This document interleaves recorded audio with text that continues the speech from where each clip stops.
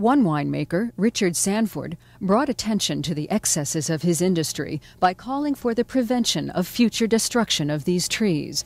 This helped result in a proposed bill to the California State Legislature to protect all California oak woodlands situated on private property. I see all too quickly a natural environment being destroyed at the will of man and for the development potential.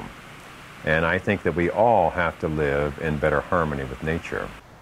The story has developed into something of, unfortunately, a polarized war. But I think there are people like Richard Sanford who are setting a model that's going to lead both the environmental community and the agricultural community into the future.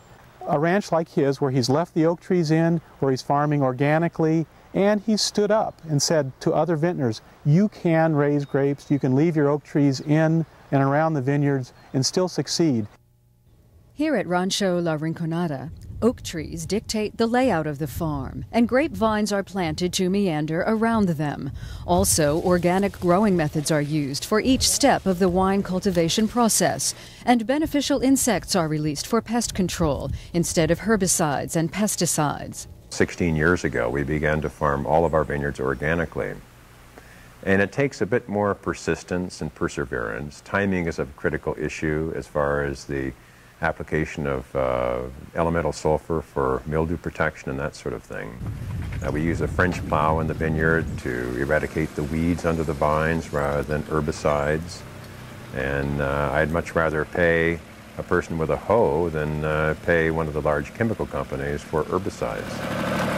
Protection of oak trees is something that is possible and is feasible, and it is compatible with agriculture and growing grapes for the purpose of making wine. So that's one of the things that we really want to encourage from consumers, is to make sure that people know that there are people out there that are growing grapes and profiting from this industry, but at the same time preserving the landscape as it occurs naturally. As we better understand how important it is to protect our planet and preserve its bounty, we realize the need to develop alternative ways to work hand in hand with nature. Thanks for tuning in today. Join us again